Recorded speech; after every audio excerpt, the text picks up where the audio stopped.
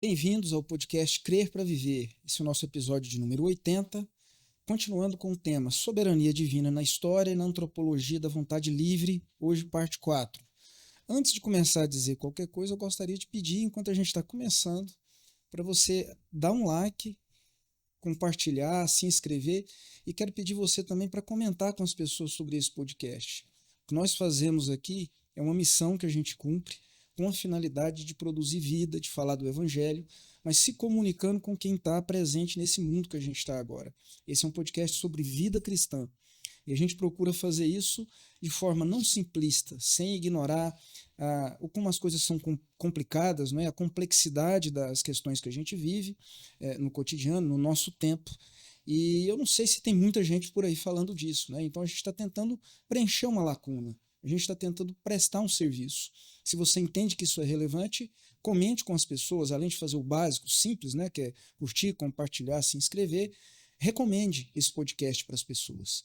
Eu também quero dizer que a gente precisa de apoio financeiro, a gente não tem finalidade lucrativa nós mesmos, os membros do podcast, mas o podcast tem um custo de produção, ele tem um custo de divulgação, de armazenamento, e a gente precisa, né, do apoio de quem entende que o que a gente está fazendo aqui é uma missão que tem relevância, tá bom? Então a gente conta com esse apoio e vamos seguir adiante. Eu sou o Timóteo Madaleno, eu sou psicólogo de formação, sou doutor em psicologia pela UNB, eu sou professor de psicologia e educação do Instituto Federal de Goiás, no campus Goiânia, e também tenho uma formação em teologia pastoral e urbanidade. O professor Cláudio Ivan de Oliveira é psicólogo também, ele é doutor em psicologia pela UNB, ele tem uma formação em teologia pastoral e urbanidade, tem uma formação em teoria social e ele é professor de história e epistemologia da psicologia da PUC de Goiás. O professor Anderson Clayton Pires, ele é filósofo, ele é sociólogo e ele é teólogo.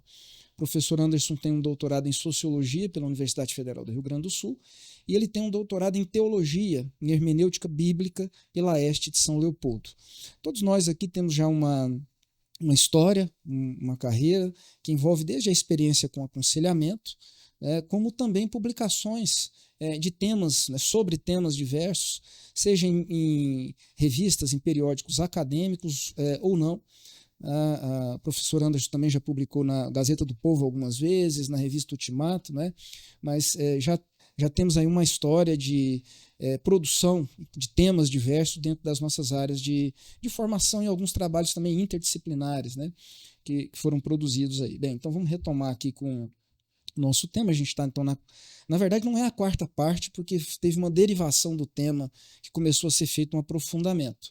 Tá? Mas o professor Anderson, o professor Cláudio, na nossa conversa aqui, vem trabalhando a ideia de que a ação da providência, a ação de Deus na história, ela se dá de forma não linear, há uma polaridade, correto? Há uma polaridade. Então, providência ela age no sim e no não. No último episódio, o professor Anderson mencionou morte e ressurreição. Na morte parece que há um fim, mas do fim é produzido vida novamente. E uma vida com uma qualidade superior, né, adiante. Então, é nessa perspectiva que a gente está conversando com quem? Com quem sofre nessa vida. A gente quer falar para as pessoas que sofrem, né, para aquelas pessoas que olham para a própria biografia, para a própria história e enxergam o seguinte: eu só sofro, né? Por que a minha vida é tão complicada? Por que a minha história é tão marcada pelo negativo? Então, algumas pessoas podem chegar, no último episódio o professor mencionou, chegar a pensar que não há saída para isso. A única saída seria a autonegação ôntica, o suicídio, não é? Não. Tá? Então a gente está falando, existe vida que pode ser produzida a partir da morte. Existe algo mais para além do sofrimento que a gente está vivendo. Existe uma finalidade, existe um propósito em cada evento, em cada ação de Deus na vida da gente, seja esse acontecimento, ou esse período, ou essas experiências negativas ou positivas, seja no momento de alegria, seja no luto. Tá? Então é isso que a gente está trabalhando, né, refletindo a respeito aqui. Então, vamos retomar essa reflexão e seguir um pouquinho mais adiante. Quem começa hoje, professor Cláudio? Eu posso falar um pouco sobre, resumir um pouco o que foi dito antes, né, para a gente poder fazer uma sequência. Então, a gente está falando de um tema que é caríssimo à religião, à fé cristã, que é isso. Falar um pouco sobre, resumir um pouco o que foi dito antes, né, para a gente poder fazer uma sequência. Então, a gente está falando de um tema que é caríssimo à religião, à fé cristã, que é a existência de Deus, né? O professor Anderson começou falando sobre a queda, o momento em que o pecado de Adão e Eva, uma consequência se impõe, que é um cenário destranscendental, não é, professor? Deus se afasta, se torna inacessível. Antes da queda não era. Se diz ali que no texto de Gênesis se diz que Deus se disponibilizava, não é? Havia um contato, mas depois da queda não. O cenário se torna destranscendental, Deus se afasta. E aí nós temos um grande problema, porque se afastando, ele vai ser visto pelo apóstolo Paulo, entendido pelo apóstolo Paulo a partir daquela afirmação de que ninguém jamais viu a Deus e nem verá a Deus, não é?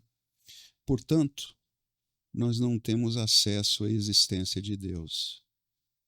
Como é que a gente pode, então, chegar à dedução de uma presença metafísica na história, sendo que nós não temos acesso à existência de Deus, não é? E o professor Anderson diz que torna-se inevitável, necessário que Deus toque a história, que o reino de Deus apareça na história, na linguagem de fatos, não é? Fatos que nos permitam não ter acesso direto à existência de Deus, isso é impossível, mas da manifestação do reino de Deus, como diz Jesus, não é? Os surdos ouvem, os cegos veem, não é? Então, existe uma novidade operando, o reino de Deus, e desse reino de Deus na história nós podemos, então, deduzir a ação de uma presença metafísica na história, ainda que jamais com acesso direto a Deus, não é? Eu acho que isso aí toca uma boa parte do que o professor Anderson disse, e uma afirmação também que ele faz, talvez no último podcast, não é? Nós estamos sempre fazendo a hermenêutica dos fatos da história, dos fatos do nosso cotidiano. O professor Anderson citou o caso da novela Os Dez Mandamentos, quando, sob o decreto do faraó de que os meninos machos iriam morrer, né? E a mãe de Moisés na novela, em uma caverna, ela espera dar luz a uma menina e vem um menino. Então um fato é apresentado e esse fato gera desespero, né? Tinha que ser uma menina. Como é que Deus deixa isso acontecer? Mas o professor Anderson diz que a nossa interpretação dos fatos da história, aqueles negativos com os quais nós nos deparamos, ela acontece sempre quando o cenário, o conjunto de informações está incompleto, não é? Então, naquele momento, parece que a negatividade do nascimento de um menino, não é, de um macho, de fato nega a presença de Deus, a direção metafísica na história, não é? Mas o professor Anderson diz que a projeção da fé aponta sempre para que se aguarde um desfecho na trama da história. Ela precisa se completar para que então nós possamos entender que aquele evento que a princípio parecia negar a existência de Deus fazia parte da dialética da história, não é? A partir do negativo, Deus constrói algo que é positivo. No caso ali, aquele garoto que nasceu sob o decreto do faraó para morrer, acaba sendo conduzido para se tornar o grande líder que vai conduzir Israel, conduzir os hebreus para fora do Egito, não é? Então, acho que isso resume alguns pontos que foram apresentados até esse momento.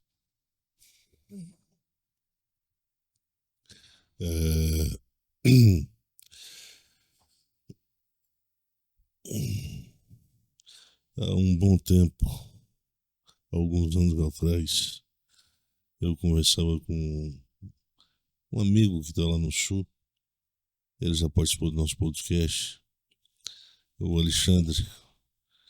E eu me lembro que eu conversava com ele, e na época, há um bom tempo, alguns anos atrás, eu conversava com um amigo que está lá no Sul. Ele já participou do nosso podcast, o Alexandre. E eu me lembro que eu conversava com ele, e na época com a pessoa que ele estava acompanhado, né? E dizia que o grande interlocutor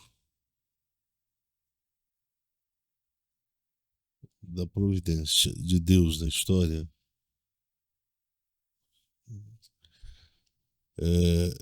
é a psicologia humana. A psicologia humana, ela tem a capacidade de perceber o ambiente, a realidade, faculta, né? Deriva da psicologia humana as funções de cognoscibilidade. Portanto, nós criamos categorias e conceitos para definir a noção de tempo, de espaço. E, portanto, quando nós falamos de linha do tempo, nós dividimos o tempo em passado, presente e futuro. O passado nós refletimos de forma não crítica ou acrítica. Há sempre uma perspectiva de abordagem do passado, portanto, o historiador é sempre uma pessoa que está sob suspeita, via de regra. O presente ele está um pouco confuso, portanto, a ciência, o pensador, o cientista, ele sempre está tentando compreender a complexidade do presente, mas também considerando o fato de que existe uma amálgama, existe um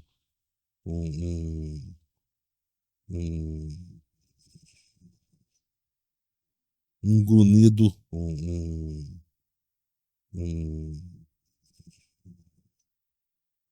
um grunhido que é forte, é alto, que nasce de uma compreensão relativamente distante de um fato que nem sempre consegue ser cooptado, capturado, consegue ser assimilado com a devida precisão.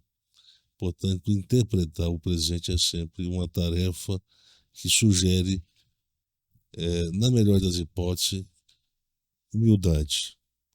A expressão que o grego do Novo Testamento sugere para essa atitude é tapeinofrosune. Tapeinofrosune é uma humildade intelectual que nasce diante de um cenário, de uma realidade em que a possibilidade de descrição ou de compreensão dela é relativamente é difícil, é complicada, é frágil, é relativamente falível. E, portanto, veja bem, nós temos várias dificuldades de interpretar o presente, ou o tempo na linha do presente, dado no momento presente, porque ele está em movimento. O presente ele está saindo de uma perspectiva anacrônica ou diacrônica e sendo projetado por uma perspectiva escatológica. Veja bem, o tempo todo esse movimento está acontecendo. O presente, ele agrega conclusões inconclusas, confusas, de um tempo chamado passado, e acaba sendo projetado para um futuro que ainda é promessa. O grego chama isso de epangelia. Então nós estamos sempre entre o lá e o cá, entre o já e o ainda não. Isso é o presente. Nós estamos, o movimento de Deus, a realidade de Deus se dá no presente. Ela está aí. Nós estamos tentando compreender essa realidade de Deus. Está no presente. Mas olha as dificuldades que eu apontei. Algumas das dificuldades que dizem respeito à hermeneuticidade do ato cognitivo, do ato de se compreender exatamente o sentido das coisas que ocorrem na vida, no tempo, na história. Não é fácil a gente entender e depender desse entendimento, entender o que Deus faz e depender desse entendimento um sentido, eu diria, teleológico para o movimento do tempo, um sentido escatológico para a filosofia do tempo ou para a antropologia do tempo, para onde nós estamos caminhando. Nós, humanidade. Portanto, existe um destino ou nós estamos caminhando sem saber para onde a gente vai chegar, ou tudo lá na frente nós vamos descobrir que não tinha sentido. Nós caminhamos sem sentido. Então, são perguntas que foram feitas por vários intelectuais no passado, que tiveram uma certa dificuldade. Deixa eu só...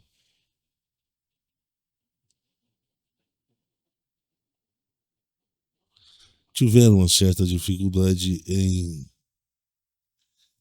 aceitar que se pudesse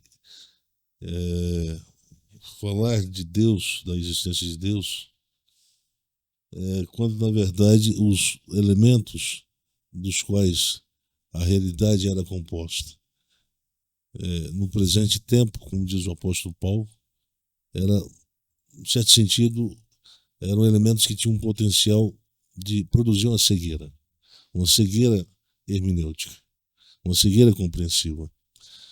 Então, já que nós não temos acesso à realidade em si, nós projetamos para ela, nós nos projetamos em termos de hermeneuticidade, nós nos projetamos através de conceitos e linguagem. Então, tanto o conceito quanto a linguagem são meios de aproximar da realidade do ponto de vista compreensivo. Mas nós não temos a garantia de que essa compreensão ela está num nível mais exato, menos exato. Portanto, existe um potencial eu diria, de imprecisão, de incerteza naquilo que nós estamos captando. Toda essa realidade foi colocada por estudiosos da antiguidade, de tempos antigos, do século XIX, quando se trouxe a questão da existência de Deus, quando se trouxe a existência de Deus e os seus atributos frente a certas situações vividas pela humanidade, situações de tragédia, de catástrofe. Lembra-se do grande terremoto de Lisboa, lembra-se de fatos, a doença, lá a peste, né? Se lembra, então, sempre de situações vividas pela humanidade que sempre tem um potencial de gerar uma cegueira hermenêutica. A gente tenta compreender se há compatibilidade entre o Deus da criação e a criação. Porque aquilo que a criação vive nem sempre consegue ser entendido porque existe de fato um Deus que cuida da criação, que faz manutenção da criação. São perguntas que teólogos levantaram lá atrás. Bem, se Deus não cuida da criação, então a tese do deísmo está correta.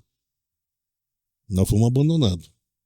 Agora, se a tese da fé cristã se coloca em oposição a essa afirmação deísta, então significa que Deus está cuidando da criação, está cuidando das pessoas, está cuidando das pessoas que são reflexos daquilo que elas vivem e sofrem na vida, no presente tempo. Então, quando o apóstolo Paulo cita isso,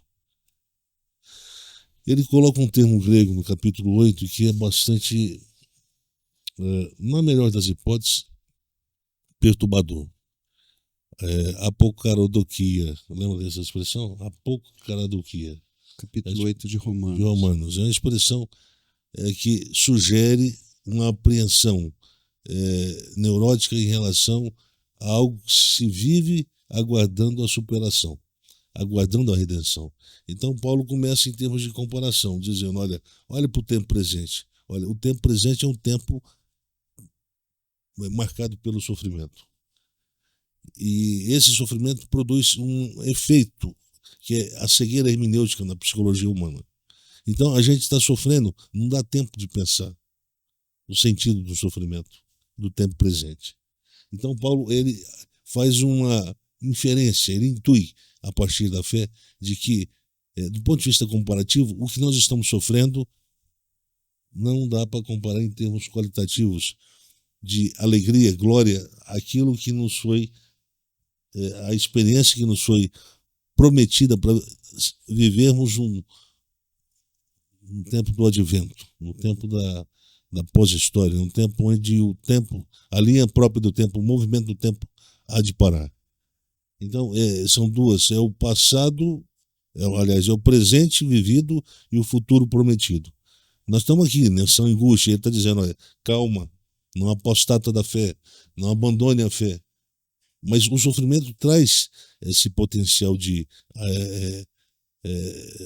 uma capacidade racional de trazer elementos para gerar uma certa descrença, dúvida, ceticismo em torno da capacidade da providência de criar um caminho de redenção para quem está enxergando somente o escuro,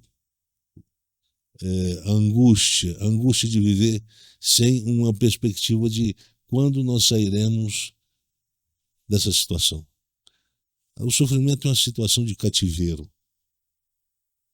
O sofrimento é uma situação de cativeiro. Enquanto a gente está sofrendo, a gente tem uma capacidade de caminhar reflexivamente muito, muito precária. Caminhar ponderativamente também muito precária. Então, veja bem, qual é a função do sofrimento? É produzir uma cegueira hermenêutica? Primariamente, sim. Por isso que a gente tem uma dificuldade de compreender a vida na fé cristã, porque a vida na fé cristã ela nasce sob esse signo, né? Esse signo simbólico que é a Stauros, a cruz. O que representa a cruz? Representa o futuro presente marcado pela negatividade. Portanto, quando a gente fala de o futuro do presente, a gente não realça a felicidade como possibilidade. Portanto, esse ideal de felicidade deixa de ser cristão. Isso acaba gerando problema para quem está acostumado a ouvir certas reflexões e certas pregações nas igrejas, sobretudo as igrejas evangélicas, que propõem exatamente essa falsa mensagem, dizendo que ela é da fé cristã. Que existe uma promessa de realização. E a realização aqui tem a ver com a versão hedônica. É uma realização numa perspectiva hedônica. Quando na verdade não. A caminhada, a trajetória da vida, ela é marcada pela negatividade. Por quê? Porque toda essa introdução que eu fiz aqui diz respeito à nossa conjuntura, à nossa forma de viver. Em parte conhecemos, diz o apóstolo Paulo, em parte projetamos, profetizamos, intuímos. Portanto, o futuro nem sempre ele é compreendido como uma coisa boa que está se aproximando. Ao contrário, dá a sensação de que é a presença do mal, ela está se aproximando, ela está ganhando cada vez mais corporeidade, ela está contaminando cada vez mais a vida, ela está conspurcando cada vez mais as instituições que pertencem à vida em sociedade, ela está afogando cada vez mais as nossas a psicologia humana. Portanto, a gente está vivendo o tempo todo sufocado, angustiado, abatido, e etc, etc, etc. E é dessas experiências que nascem psicopatologias, a depressão, a ansiedade e tantas outras psicopatologias. Na época do apóstolo Paulo tinha outro nome. A idade moderna, a modernidade, com a psiquiatria, produziu, e a psicologia produziu conceitos para tentar definir comportamentos individuais da psicologia humana a partir de uma modernidade que se tornou difícil, complexa e etc. Então, são conceitos recentes. Então, quando nós falamos de psicopatologias, lembra que o Paulo já falava disso lá atrás. Paulo falava disso, falava de modalidades de comportamento. Agora, preste atenção. Isso é muito importante para a gente saber, porque o Feuerbach, quando escreve A Essência da Religião, ele está mostrando uma certa debilidade hermenêutica por parte da psicologia humana, porque Deus acaba ali na pena e na compreensão do Feuerbach assumindo uma função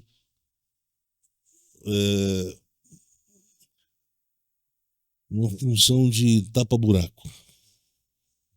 E a nossa relação com Deus é uma relação eminentemente, eu ia falar essencialmente, mas eu tenho birra com essa palavra, né? Mas é uma relação, vamos colocar o essencialmente aqui, para a felicidade da maioria, né? Essencialmente uma relação de interesse. Por isso, o Feuerbach diz, olha, se você redefine as virtudes ou os atributos de Deus, você cria um outro tipo, uma nova arquitetura que vai marcar a sua lógica de interação com ele. Então, veja bem, não foi isso que o Lutero falou? Se Deus resolver aparecer da forma como ele é, nós não o chamaremos de Deus, mas do oposto. Do antagônico. Então, essa é a nossa relação. O que nos aproxima é aquilo que nos aproxima hedonicamente de Deus. Aquilo que, hoje eu estava vendo um filme, agora há pouco eu estava vendo um filme com a Cristina, antes de vir para o podcast. Eu não assisti o filme todo não, mas a mãe e a filha se preparando para dormir, conversando na cama uma com a outra. A filha é uma criança de 5, 6, 7 anos de idade. A mãe escutando, ela falou assim, mas Deus cuida da gente, não cuida da mamãe. Elas moravam em ruas, as duas, a mãe e a filha, moradoras de rua. E de repente um velho passa, vê, sente compaixão e leva elas para morar na casa dele. E a criança estava dizendo, eu gosto tanto de ter uma cama para dormir. Então Deus está sendo bom com a gente, não está? Então Deus é bom, não é? Bem, Deus é bom. Então a bondade é um atributo de Deus. Por conta disso, eu me aproximo de Deus, porque é um interesse em usufruir dessa bondade. E boa parte eu diria, da hermenêutica evangélica, a ala hermenêutica da igreja evangélica, também compartilha dessa visão de que há um benefício. A gente tem uma atração hedônica para esse atributo de Deus, que é a bondade, porque nós somos diretamente afetados, positivamente afetados, capitalisticamente afetados. Esse é o problema. Nós somos capitalisticamente afetados. Nós somos hedonicamente afetados por essa bondade. Então a gente fica o tempo todo. A bondade de Deus nos perseguirá naquela canção. Quando, na verdade, a bondade como atributo de Deus É algo que transcende a definição tanto da filosofia do hedonismo quanto da antropologia do capitalismo.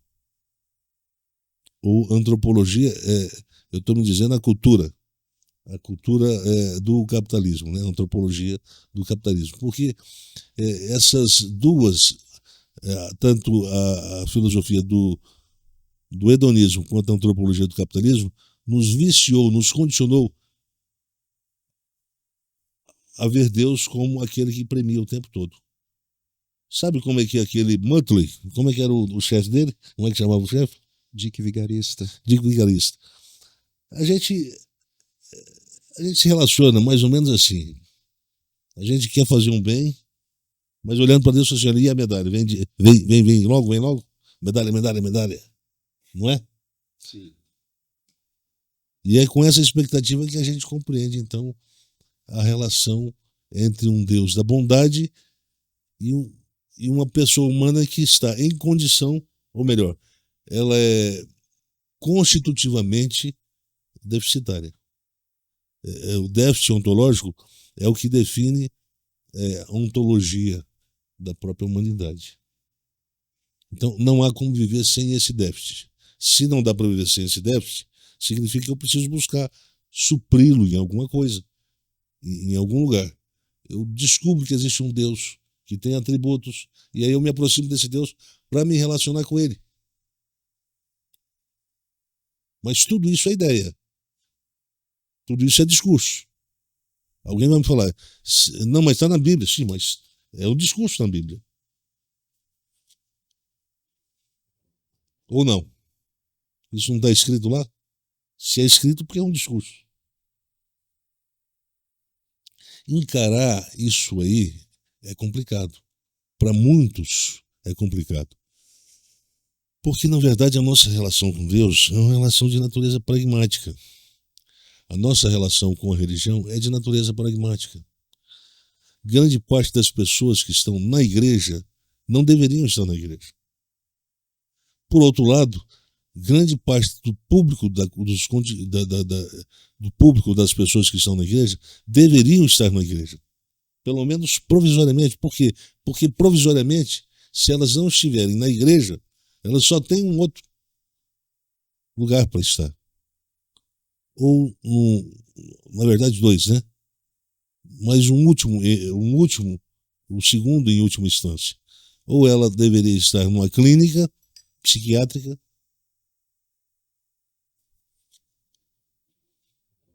ou não. Isso não está escrito lá? Se é escrito, porque é um discurso. Encarar isso aí é complicado. Para muitos é complicado. Porque, na verdade, a nossa relação com Deus é uma relação de natureza pragmática. A nossa relação com a religião é de natureza pragmática. Grande parte das pessoas que estão na igreja não deveriam estar na igreja. Por outro lado, grande parte do público, do público das pessoas que estão na igreja deveriam estar na igreja. Pelo menos provisoriamente. Por quê? Porque provisoriamente, se elas não estiverem na igreja, elas só têm um outro lugar para estar. Ou, na verdade, dois, né? Mas o segundo em última instância. Ou ela deveria estar numa clínica psiquiátrica sob o efeito de fortes remédios, ou ela deveria estar no cemitério. Então, são essas duas perspectivas. Como ela tem medo tanto de uma quanto de outra, ela vai para a igreja. Porque se diz que lá na igreja tem um Deus que é bom. E como é que nós deduzimos a bondade de Deus? Senão da leitura condicionada que nós fazemos da linguagem dos fatos. Ou alguém conhece Deus tete a tete? Alguém já falou com Deus? Alguém tirou uma horinha para dar uma prosada com Deus? E Deus vai falar assim, olha, eu vou falar para você exatamente tudo que eu posso fazer por você. E por todos aqueles que se aproximam de mim. Não. Talvez o Jó tenha sido a pessoa da personagem, né, da poesia hebraica, que mais teve esse privilégio. Deus chama ele para uma prosa. Literalmente chama ele para uma prosa.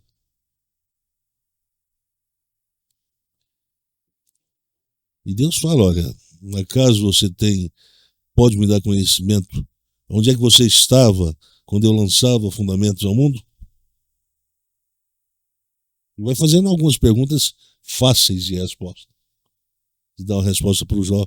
E o Jó não consegue dar uma resposta a essas dezenas de perguntas fáceis. Ele diz, olha, chegou o momento que você, olha, eu falei por ignorância, mas agora eu me silencio.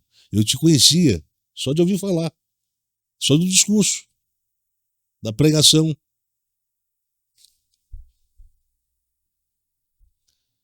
Então, isso tornou o Jó a desenvolver uma psicologia de motivações capitalista.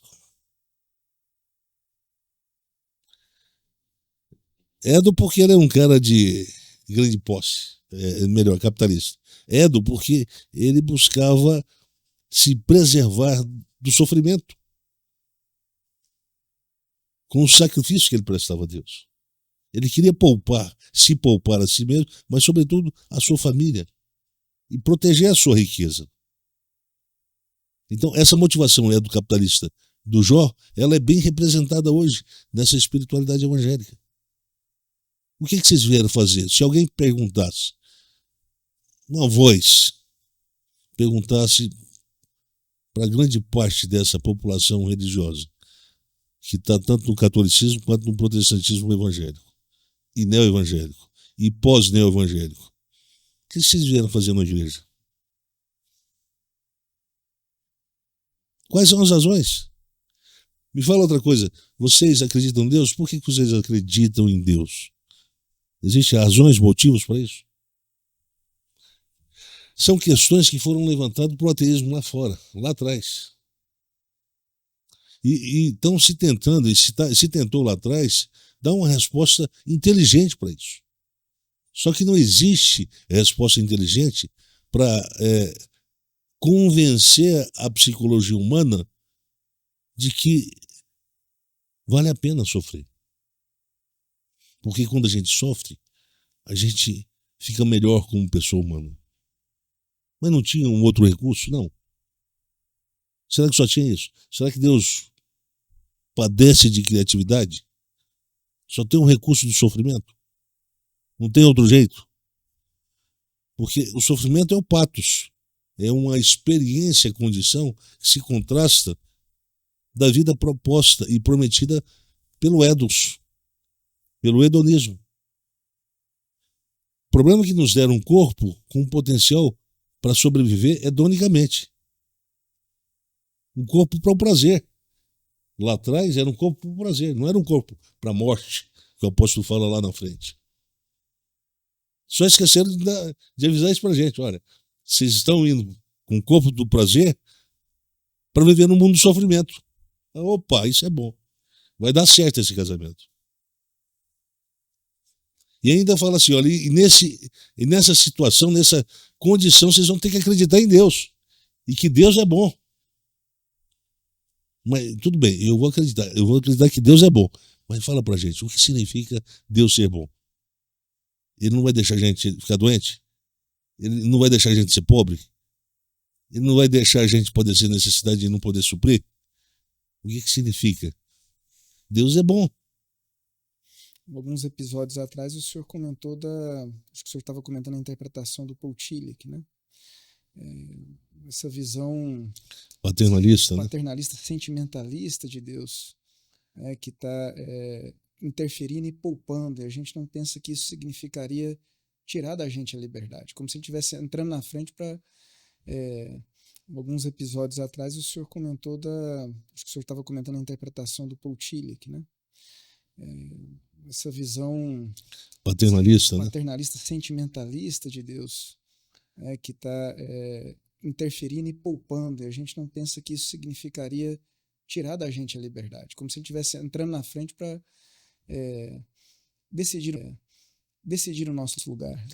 Exatamente. Quando se fala, nós vamos, já que o tema antropologia da vontade livre é o tema do nosso título, nós estamos devagarzinho fazendo uma reflexão para ficar claro para os nossos seguidores, né?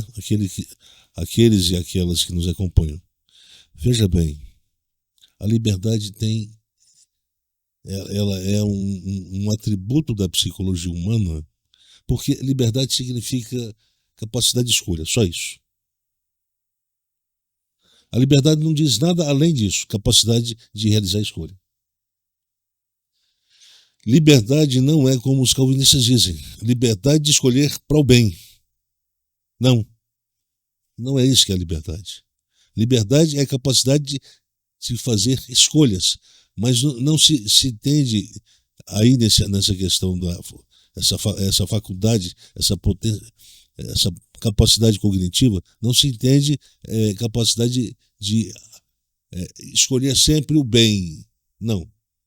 Porque se a gente escolhesse sempre o bem, a gente não precisaria de Deus. A gente não precisaria evocar o predicado bondade para atribuir a Deus e justificar por que nós estamos no time de Deus. Por que nós optamos a viver como família de Deus? Bem, existe um benefício para isso. O professor Cláudio quer falar algo? Então, quando a gente faz, por exemplo, quando a gente quer casar com uma mulher, nós vamos conviver, ela primeiro vai ter que ser namorada, e no período do namoro a gente vai estudar, vamos conviver, estudar o comportamento de cada um do outro, e se aquilo for bom, se o resultado dessa análise toda for boa, dessa convivência toda for boa, nós vamos fazer uma segunda decisão, que é a decisão para o casamento. Com Deus da mesma forma. Se dissesse, olha, Deus é o seguinte, Deus tem um grau de tolerância 3 ou 2, você pisa na bola na primeira, na segunda ele te manda para o inferno. Eu queria ver quem ia querer seguir Deus. Ninguém. E aí a gente diz, Deus é pai, é um conceito que a gente usa. Um pai. Só que esse conceito, esse signo linguístico, ele foi contaminado por um paternalismo sentimentalista hedonizado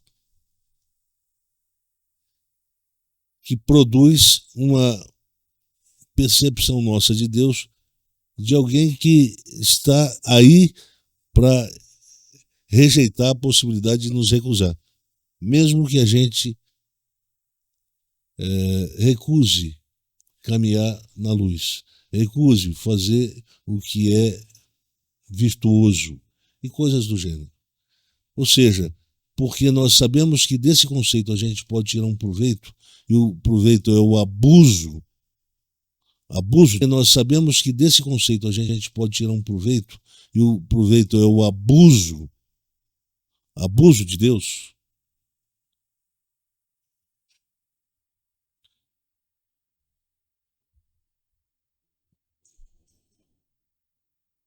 Como se Deus não merecesse o respeito, como se Deus fosse aquele que aceita a gente de qualquer forma,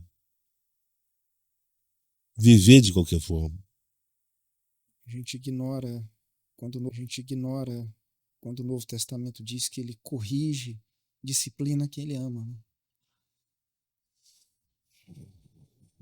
Então, boa parte da nossa compreensão hoje foi contaminada por essa versão paterno-hedonista. Então, um pai que aceita o filho mesmo quando sabe que o filho rouba o próprio pai. Sabe que o filho faz coisa errada, mata. Está o tempo todo transgredindo fronteiras que são intransgredíveis. Mas ele aceita, porque ele é pai. Essa visão inclusivista, imbecil, que se inventaram de Deus, E aí nós criamos, né, uma polaridade, porque Deus é pai e nós somos humanos. Quer uma coisa melhor? Deus é pai e nós somos. Mas o que esperar do ser humano? Bem, eu conheci um pastor, que hoje mora lá em Brasília. Ele vai lá, não, mas o que esperar do ser humano? Não, ele tinha que assumir. Falou assim: não, você é ser humano, eu não sou ser humano. Eu sou cristão. Ser humano é você, que não quer assumir o compromisso de viver uma vida mais séria, uma vida ética e moral mais séria. Pra você tá indo de qualquer jeito, porque quanto mais você faz merda na vida, desculpa a expressão, mais você usufrui desse conceito da paternidade, da falsa paternidade de Deus. E aí, pouco a pouco a gente vai descobrindo que o cara, na verdade, ele não tem uma família só, ele tem duas, ele não tem uma esposa só, ele tem esposa e 3 amantes. Ele costuma pegar o dinheiro, pôr a mão no caixa da igreja, se é pastor, para comprar uma casinha no Alphaville para ele. E assim vai. Veja bem como é que isso tudo está aí presente nos nossos olhos, para a gente ver. E toda essa situação vivida e percebida hoje é fruto de uma compreensão. Uma compreensão que nós temos de Deus, compreensão que nós temos da relação Deus e psicologia humana, compreensão que nós temos da realização humana na linha da história, passado, presente e futuro. Tudo isso que eu falei aqui hoje. Mais do que isso, a compreensão que nós temos da própria identidade moral de Deus.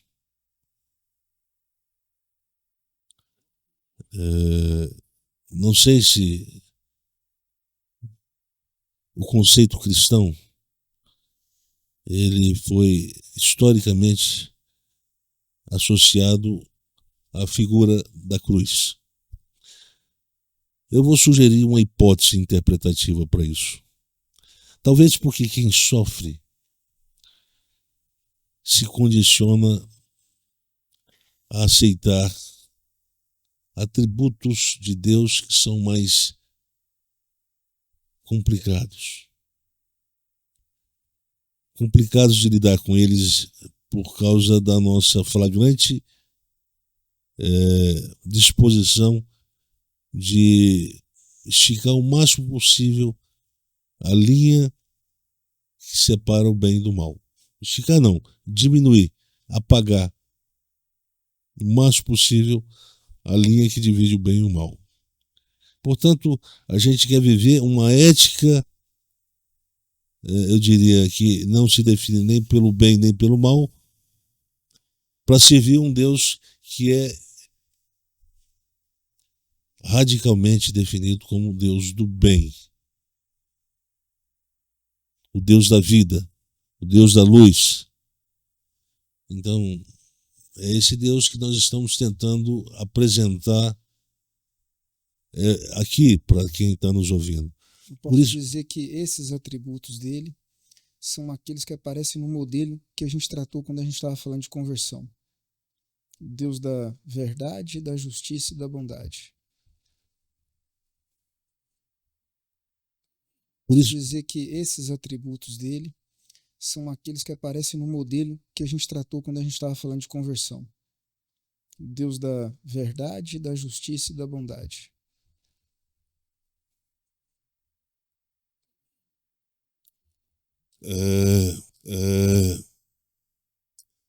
Nós não escolhemos o pai, nosso pai terreno. Nós nascemos e descobrimos lá na frente que nós temos um pai. Mas nós não escolhemos os pais.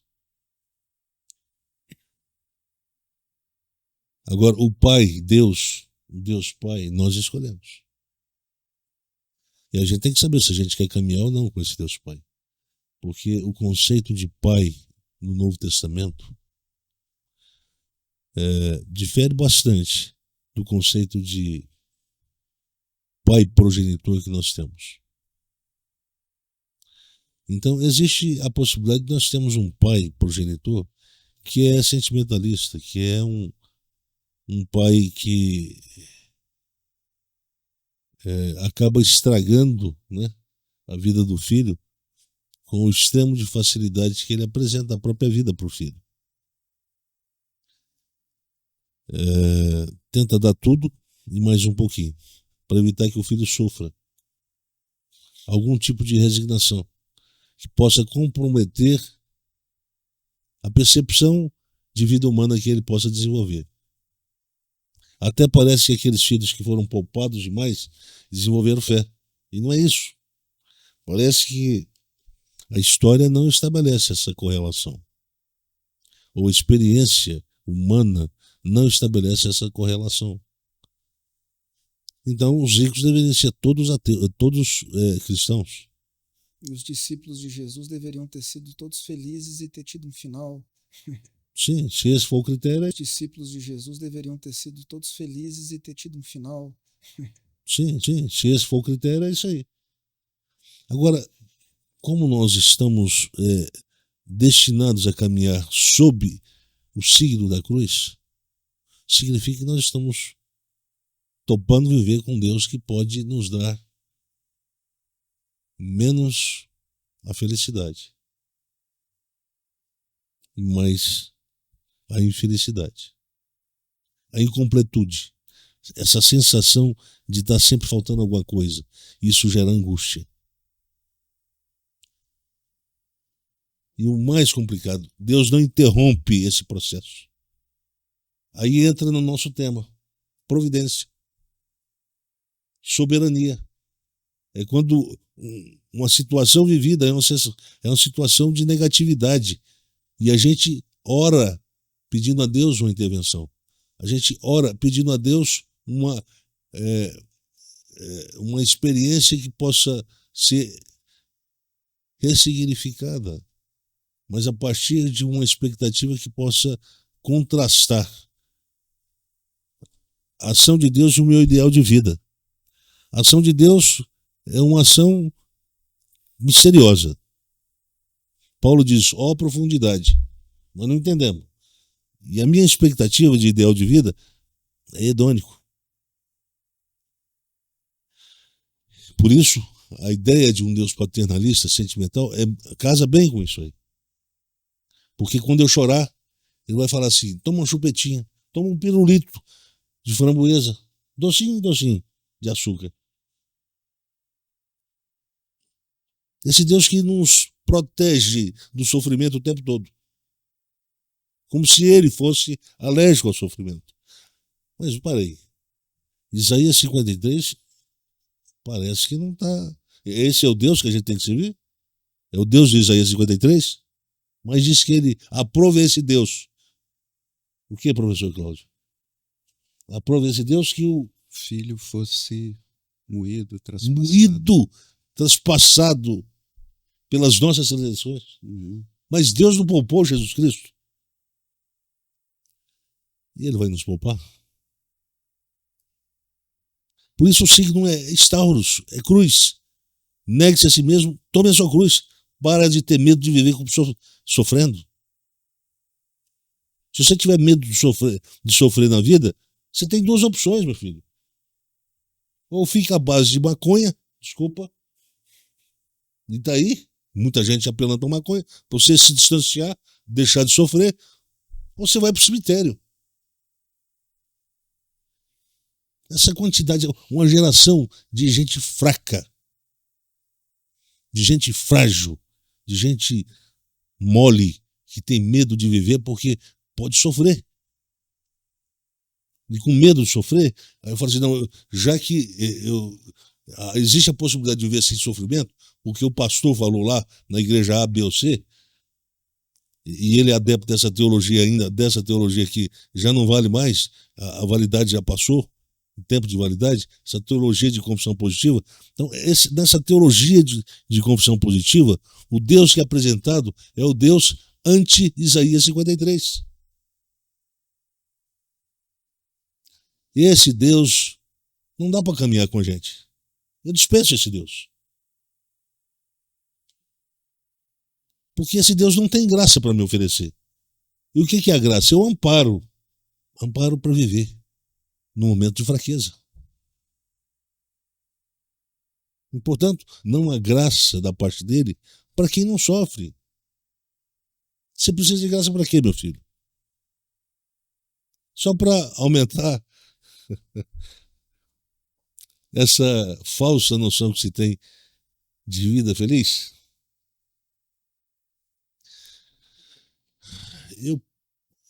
Aquela expressão, que é uma expressão muito utilizada quando se fala da escatologia da pessoa, quando se fala que do mundo e da pessoa, é quando se diz que haverá porventura fé na terra quando o Filho do Homem regressar. A expressão aí deduz exatamente esse cenário de uma geração de pessoas fracas que não querem assumir a fragilidade como condição humana. Toda vez que eu uso a expressão déficit ontológico, eu estou dizendo de uma humanidade nessas condições. Nós temos uma experiência humana muito complexa. Por quê? Porque a gente vive experiências que são incompreensíveis, incompreendidas. Nós tentamos compreender, mas não conseguimos. Nós tentamos decodificar,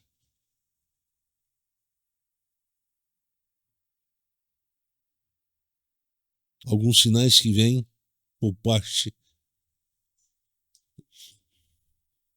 de uma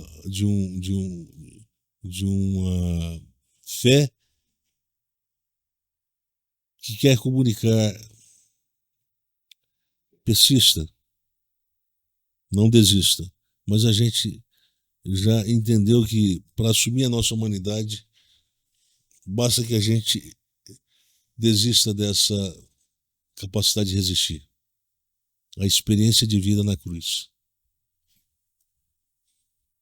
Então, isso tudo compromete a visão de soberania de Deus. O que é a visão de soberania de Deus que nós temos? Primeiro, é que nós estamos na mão de Deus. O que significa estar na mão de Deus? Qual é a garantia que essa expressão está querendo preconizar? Foi uma expressão muito usada há pouco tempo no ambiente político. Lembra? Uhum. Eu acho que aquela música que se cantou, famosa, pessoal da direita aí, foi inspirada nesse ideal. Qual é a garantia que nós temos de estarmos na mão de Deus? Se vocês querem de fato estar na mão de Deus, será que vocês vão estar tão protegidos quanto vocês imaginam?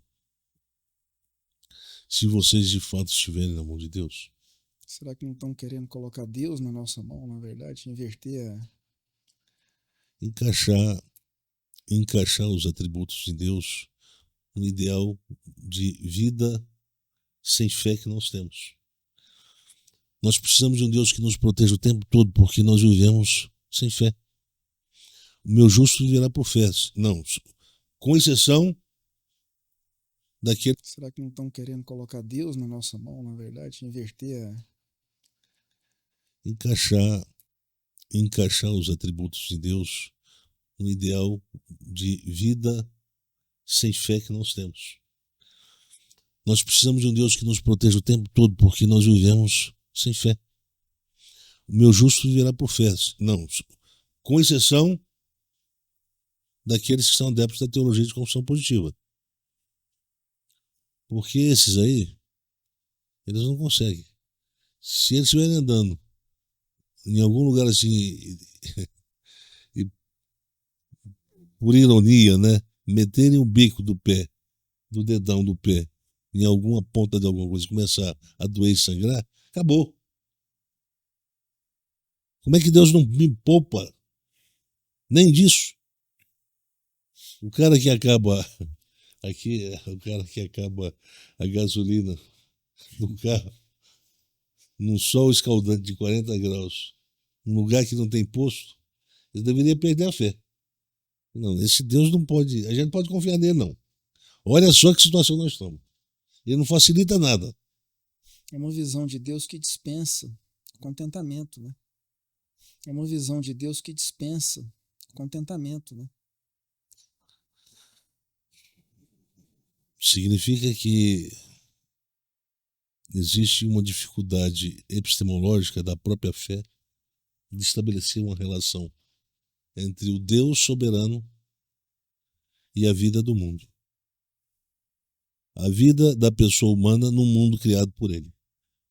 O mundo é história, é experiência. A experiência ela é ambígua, a história ela é irregular, ela é determinada por movimentos irregulares, produzidos pela própria providência. Porque é a providência que cria, que está aí para produzir movimentos para criar fatos históricos. Não é o homem que tem essa hegemonia, esse protagonismo. Se de fato isso é verdade, então vamos fazer o seguinte. Vamos pensar o que o conceito de soberania está querendo sugerir. Porque isso tem sido o nosso problema. A existência de Deus está sendo relativizada por causa disso. Deus é soberano e soberania significa que ele se mantém sentado no trono indiferente ao que nós estamos sofrendo. Lembram lá no Apocalipse? Quando a Deus é feita uma prece de protesto? Até quando o Senhor não vingará a morte de inocentes? Protesto. Que Deus soberano é esse? Que deixa o filho ser levado para a morte. E antes de chegar na morte, ele praticamente morre no itinerário. De tanto espancamento, de tanta surra que leva. Chega praticamente semi-morto na cruz. Anestesiado de tanta dor. Ele experimenta o que é a maldade humana. Isaías foi moído pelas nossas transgressões, pela nossa maldade, pela nossa engenharia do mal. Ou a nossa capacidade de utilizar o mal para esmagar o nosso próximo. E Jesus experimentou isso em plenitude, em algo incomparável, em uma experiência, em um espectro de experiência humana que é incomparável. Não tem um paralelo ao que ele sofreu na história. E aí ele diz, vocês vão ter que me seguir. Mas com uma fé que tem a capacidade de definir, epistemologicamente, um Deus que se revela totalmente outro. E esse totalmente outro significa, olha, cuidado para não estabelecer correlação entre o que ele é e as expectativas que vocês têm sobre ele, sobre o que ele é. Porque nem sempre isso aí pode ser compatibilizado. E o Lutero, atento a essa potencial incompatibilidade, ele diz, olha, vamos falar sobre o Deus da cruz. Esse Deus não revelado é o Deus da cruz. É o Deus que caminha invisível. As coisas acontecem.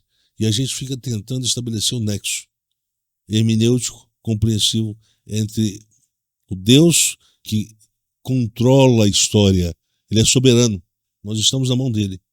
E os fatos que são produzidos são fatos regulares. A gente está numa montanha-russa.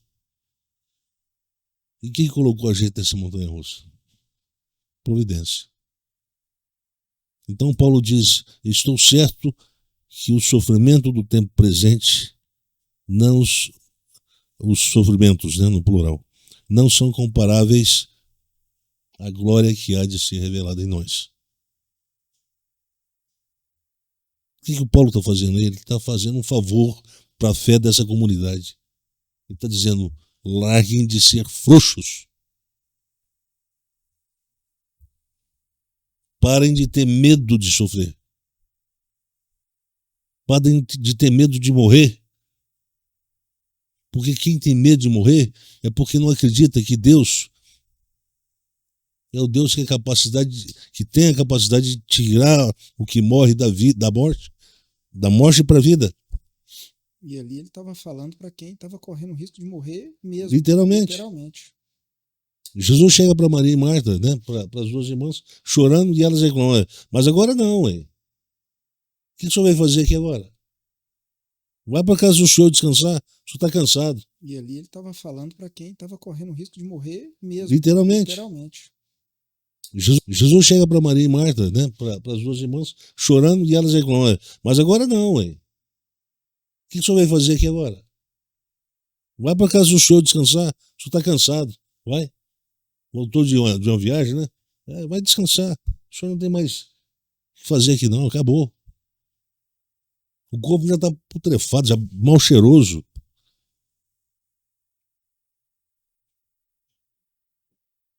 Jesus diz, se eu te falar que esse corpo vai voltar para a vida, o que você tem a me dizer? Eu falo assim, não, briga não. Briga não. O senhor briga não. O senhor está querendo mexer com a cabeça da gente? Na nossa cabeça está certo, porque isso vai acontecer no último dia. Aí ela já está se mostrando que ela é adepta do farisaísmo, né? Os fariseus acreditavam na escatologia, mas os saduceus não. Pois bem, então Lázaro vem para fora. Esse controle não é sobre a vida humana, é sobre os fatos humanos.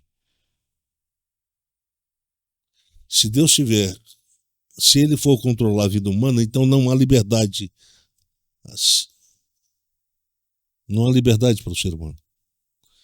Se for para controlar a vida humana, significa que o homem não vive com liberdade. Agora, Deus não interfere na vida, mas em fatos. É diferente. A gente vai continuar essa reflexão.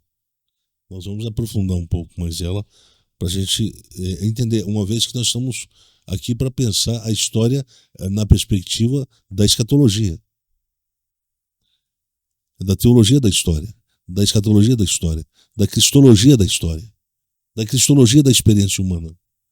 Nós estamos aqui para pensar nessas perspectivas. Portanto, separar fatos de experiência humana faz todo sentido. Porque aí nós podemos pensar no conceito de soberania sem afetar essas coisas que devem ser entendidas de forma completamente diferente. Bem, a história estava condenada a chegar a um colapso. A ressurreição vem como uma negativa, é uma interferência. Interferência em que sentido? Interferência no sentido de que a continuidade, o fluxo da história é interrompido. A vida não é mais e não está destinada a ser uma vida para a morte. Agora há uma reviravolta disso aí. Agora se a morte é uma experiência que não há como ser mudada nessa atual configuração de antropologia biológica que nós temos da humanidade, então nós vamos fazer o seguinte, vamos pensar agora o que vem depois da morte.